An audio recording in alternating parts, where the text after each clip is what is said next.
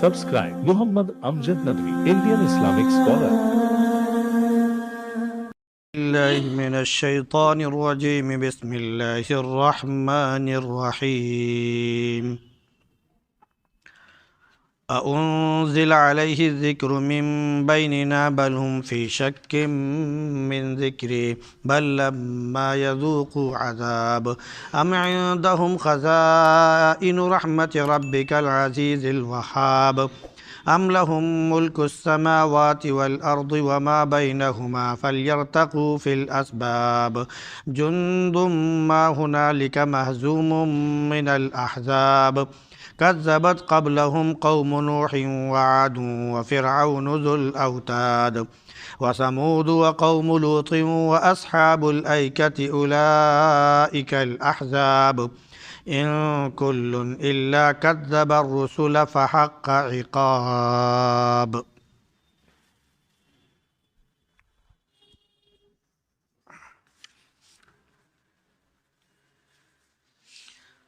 اُنزل علیہ الذکر من بیننا، کیا اس کے اوپر نصیحت نامہ یعنی قرآن نازل ہو گیا ہمارے سامنے ہی، بلکہ وہ لوگ میرے قرآن اور میرے ذکر کے سلسلے میں شک و شبے میں پڑے ہوئے ہیں، بلکہ انہوں نے ابھی تک میرے عذاب کا مزہ نہیں چکھا ہے، یا یہ کہ ان کے پاس تمہارے بہت بڑے فیاض اور غالب رب کے رحمت کے خزانے ہیں، یا ان کے پاس آسمان و زمین اور ان کے درمیان جو کچھ ہے اس کی بادشاہت ہے، تو وہ سیڑھیاں لگا کر چڑھ کر دیکھیں۔ یہاں ایک لشکر ہے، ان لشکروں میں جو شکست خوردہ ہے۔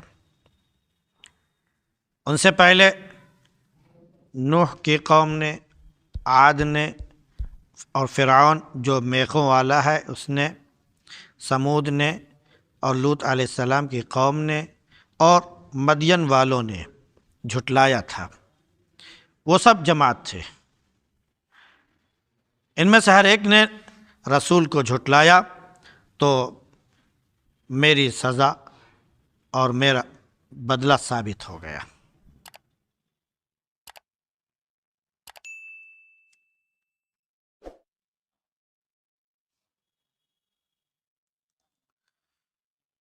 یہ سورہ صاد ہے،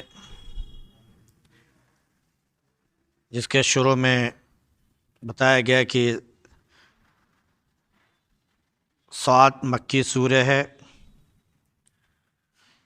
صاد حروف مقطعات میں سے جس کا مفہوم اللہ کے پاس ہے اور کوئی نہیں جانتا۔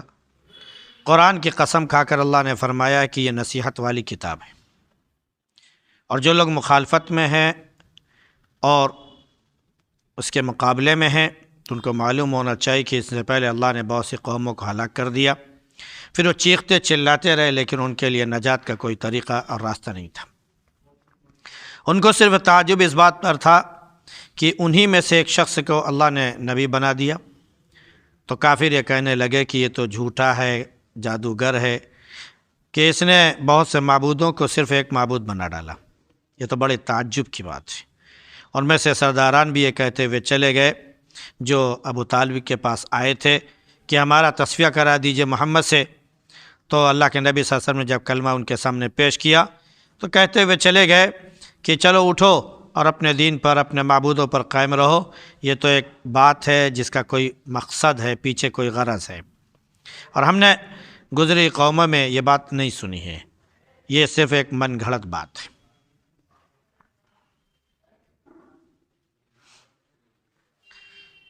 یہ چیمہ گوئیاں اور آپس میں ایک دوسرے سے استہزاء اور مذاق میں قرآن کے خلاف باتیں کرتے ہوئے جب یہ لوگ آگے بڑھے اور چلے، اسی اثنا میں انہوں نے ایک بات یہ بھی کہی، اُنزل علیہ الذکر من بیننا، کیا اس پر یعنی نبی کریم صلی اللہ علیہ وسلم پر ہم لوگوں کے سامنے قرآن نازل ہونے لگا؟ یہ کیسے ہو گیا؟ یہ گویا کہ ایک اعتبار سے جو انہوں نے سوال اٹھایا، اس سوال میں انکار ہے، اس سوال میں انکار ہے کہ ایسا ہو ہی نہیں سکتا ہے۔ یہاں پر بڑے بڑے لوگ موجود ہیں، بزرگ لوگ موجود ہیں ان کی نگاہ میں، سردار لوگ موجود ہیں، مالدار ترین لوگ موجود ہیں۔ ان لوگوں کے موجودگی میں ایک جو یتیم، بے سہارا، جس کے پاس مال و متاع نہیں، ہر اعتبار سے وہ کمزور ہے، تو اس کے پاس قرآن آنے لگا، یہ کیسے ممکن ہو گیا؟ اگر قرآن آتا تو فلاں کے اوپر نازل ہوتا، یا فلاں سردار کے اوپر آتا، یا فلاں جو یہ کعبے کا ذمہ دار ہے اس کے پاس آتا، وغیرہ وغیرہ۔ یہ محمد پر کہاں سے قرآن نازل ہونے لگا؟ اس لیے ہم اس کا انکار کرتے ہیں۔ اس طرح کی باتیں کرتے ہوئے کفار نکلے تو اللہ نے فرمایا کہ بلکہ ان کو ہمارے قرآن کے سلسلے میں شک ہے، اور وجہ اس کی یہ ہے کہ ابھی تک انہوں نے عذاب کا مزہ نہیں چکھا ہے۔ جن لوگوں نے ان سے پہلے جھٹلایا تھا انہوں نے عذاب کا مزہ بھی چکھ لیا ہے، ان کو نہیں ملا بھی۔ جب یہ عذاب کا مزہ نہیں چکھے ہیں تو ابھی یہ تھوڑا سا ڈینگے مار رہے ہیں، چیخ رہے ہیں۔ پھر اللہ رب العزت نے ایک دوسری بات بھی بیان فرمائی، کیا ان کے پاس تمہارے رب کے رحمت کے خزانے ہیں جو یہ روک لیں گے کہ محمد کو یہ نہیں ملنا چاہیے، محمد کو وہ نہیں ملنا چاہیے؟ محمد کو نبوت کہاں سے مل گئی؟ محمد کے اوپر کتاب کہاں سے نازل ہونا شروع ہو گئی؟ کیا ان کے پاس تمہارے رب کے خزانے آ گئے ہیں کہ خزانہ یہ تقسیم کریں گے تو ملے گا، یہ تقسیم نہیں کریں گے تو نہیں ملے گا؟ ایسے آج کل کی حکومت موجودہ ہے، وہ یہ سمجھتی ہے کہ شاید جو کچھ ہم تقسیم کریں گے وہی ملے گا، جو نہیں تقسیم کریں گے وہ نہیں ملے گا۔ جس کو ہم محروم رکھیں گے وہ محروم ہوگا، جس کو محروم نہیں رکھیں گے بڑھائیں گے وہی بڑھے گا۔ تو بظاہر ہو سکتا ہے کہ یہ دکھاوا ہو جائے چند دنوں کے لیے، لیکن رب کی رحمت کے جو خزانے ہیں وہ اسی کے پاس ہیں، سمجھ رہے نہیں؟ اور اللہ کا ایک عجیب اصول ہے، شکست خوردہ کو شکست دینا یہ کمال تھوڑی ہے۔ شکست خوردہ کو جو پہلے ہی بے بس ہو، ایک کمزور ہو، اس کو شکست دیں تو ہر آدمی کہے گا کیا کس کو شکست دی؟ اپنے سے کمزور کو، بے بس کو، لاچار کو، اپاہج کو، اس کو شکست دی۔ ارے دینا تو کسی طاقت والے کو دو۔ تو اللہ جو شکست دیتا ہے ہمیشہ طاقت والے کو دیتا ہے۔ جو دنیا میں آ کر کہتا ہے کہ میں خدا ہوں، انا ربکم الاعلی کا دعویٰ فرعون نے کیا کہ میں سب سے بڑا تمہارا رب ہوں، اللہ نے شکست دی۔ ابراہیم علیہ السلام کے زمانے نمرود نے خدا کا دعویٰ کیا، اللہ نے شکست دے دی۔ شداد نے جو ہے جنت بنوائی تھی، اس نے کہا اچھا تمہارے رب کے اتنی اچھی اچھی جنت ہے، لو دیکھو ہم بنا کے دکھاتے ہیں۔ اس نے جنت بنوائی اور اس میں ہیرے جواہرات کے کیا بولتے پھل لگوائے اور اعلیٰ قسم کی جنت تیار کروائی، جنت میں داخل بھی نہیں ہو پایا، اللہ نے شکست دے دی۔ تو اللہ ہارے ہوئے کو نہیں شکست دیتا ہے، اللہ تو جیتے ہوئے کو شکست دیتا ہے۔ جو غالب ہو جائے دندناتا پھرے کہ کون ہے میرے مقابلے، من اشد منا قوہ، ہم سے زیادہ طاقتور کون ہے، تو اللہ اس وقت شکست دیتا ہے۔ مزہ تو اسی میں ہے نا۔ تو اللہ رب العزت کے سامنے جب یہ لوگ آتے ہیں تو اللہ فرما رہا ہے ام عندہم خزائن رحمت ربک، کیا تمہارے رب کے خزانے ان کے پاس ہیں جو یہ بانٹیں گے تب جا کر ملے گا؟ اچھا اللہ کا ایک عجیب اصول ہے، ہر ایک کو ہر چیز نہیں دیتا ہے، ہر ایک کو ہر چیز نہیں دیتا ہے، سمجھ رہے ہیں؟ کسی کو قرآن کا علم دیا، بہت علم دیا، بہت علم دیا۔ کسی کو سائنس کا علم دیا، اس کی ایک شق ایک حصہ دیا، بہت علم دیا۔ کسی کو خزانہ دیا، خوب خزانہ دیا۔ ہر ایک کو ایک الگ الگ چیز اللہ نے عطا کی، ہر ایک کے پاس علم ہے لیکن علم الگ الگ ہے۔ بھائی کچھ لوگ ہیں جو کاروبار کرتے ہیں تو تجارت کا علم ان کو جو ہے، جو فن ان کو حاصل ہے وہ ہمیں نہیں ہے۔ ہم شاید اگر آپ کی طرح تجارت میں کود جائیں تو دوسرے دن ڈھیر ہو جائیں گے، کیوں؟ ہمیں اس کا تجربہ نہیں۔ تو جو علم آپ کے پاس ہے وہ میرے پاس نہیں، جو میرے پاس ہے وہ آپ کے پاس نہیں، جو ان کے پاس ہے ان کے پاس نہیں، جو ان کے پاس ہے ان کے پاس نہیں۔ ہر ایک کا الگ الگ ہے۔ اللہ نے جس کو جو چاہا اپنے رحمت کے خزانے سے نواز دیا۔ اسی طرح اللہ رب العزت کا معاملہ ہے کہ وہ نبوت کسی کو مانگنے پر نہیں دیتا ہے، اپنی کتاب کسی کے کہنے پر اس کے اوپر نازل نہیں کرتا ہے کہ پروردگار تو میرے اوپر اپنی کتاب نازل فرما دے، اللہ کا لے کتاب، یہ اللہ کا اصول نہیں ہے۔ اللہ اپنے بندوں میں سے جس کو چاہتا ہے اور سمجھتا ہے اپنی مصلحت سے کہ یہ میرا بندہ یہ میری تکلیفیں بھی جھیلے گا، میری طرف سے جو آزمائشیں آئیں گی اس کو بھی برداشت کرے گا، پھر بھی پوری خوش اسلوبی کے ساتھ ہمارا پیغام ہمارے بندوں تک پہنچائے گا۔ اللہ رب العزت اپنے مصلحت سے جس کو سمجھتا ہے اپنے خزانے سے نبوت اس کو عطا کر دیتا ہے، یہ کسی کے کہنے سے نہیں ملتا۔ تو اللہ رب العزت نے گویا کہ ان کے اوپر ایک طنز مار دیا، کیا یہ سمجھتے ہیں کہ ان کی وجہ سے نبوت ملتی ہے؟ اللہ تو جس کو چاہتا ہے جب چاہتا ہے جیسے چاہتا ہے نوازتا ہے، اور جس چیز سے چاہتا نوازتا ہے۔ پھر اللہ نے فرمایا ہم لوگ ملک السماوات والارض وما بینہما، کیا ان کو یہ ہو گیا ہے کہ یہ سمجھتے ہیں کہ ان کے پاس آسمانوں کی اور زمین کی اور آسمان اور زمین کے درمیان جو اسپیس ہے، جو جگہ ہیں، ان تمام جگہوں کی بادشاہت ان کو حاصل ہے؟ تو ان کو جب بادشاہت حاصل ہے تو یہ سمجھتے ہیں کہ ان کی وجہ سے ملے گا۔ اللہ نے فرمایا فَلْيَرْتَقُوا فِي الْأَسْبَابِ، اگر تم کو بادشاہت حاصل ہے تو ذرا تم آسمان پر چڑھ کر جا کے دیکھ بھی آؤ، دیکھ کے آؤ۔ فرعون نے تو دیکھا بھی تھا۔ مانی آج جتنی اونچی شاید ہم بلڈنگیں بناتے ہوں گے، تو کہہ لیجیے کہ اتنی اس سے زیادہ کہیں اونچی بلڈنگ تو اس نے بنائی تھی، فرعون نے۔ باقاعدہ اپنے وزیر حامان سے کہا کہ جاؤ صحرا میں جاؤ اور فرات کے کنارے جو ہے، دریا کے کنارے جو دریا نیل وغیرہ ہے اس کے کنارے جاؤ اور ایک اونچی سی عمارت بناؤ، اتنی اونچی ہو کہ کبھی اتنی اونچی عمارت ہی نہ بنی ہو۔ آج سے 3500 سال پہلے اس نے کتنی اونچی عمارت بنوائی آپ اندازہ کر لیجئے۔ اس پر چڑھ کر وہ جا رہا تھا اللہ کو دیکھنے کے لیے کہ موسیٰ کا رب کہاں ہے اور کس حال میں اور کیا کر رہا ہے۔ تو کتنی اونچی بلڈنگ بنائی ہوگی؟ آدھا کلومیٹر اونچی، 1 کلومیٹر اونچی۔ خلیفہ برج آج کا مان لیجئے، اتنی اونچی بنا لی ہوگی۔ اللہ نے کیا کیا؟ اسے گرا دیا۔ آج اس کا پتہ تک نہیں ہے کہ وہ عمارت کہاں پر تھی، کس جگہ تھی۔ تو اللہ نے فرمایا فَلْيَرْتَقُوا فِي الْأَسْبَابِ، کہہ دو در آسمان پہ چڑھ کر دیکھ کے آ جائے، معلوم ہو جائے گا۔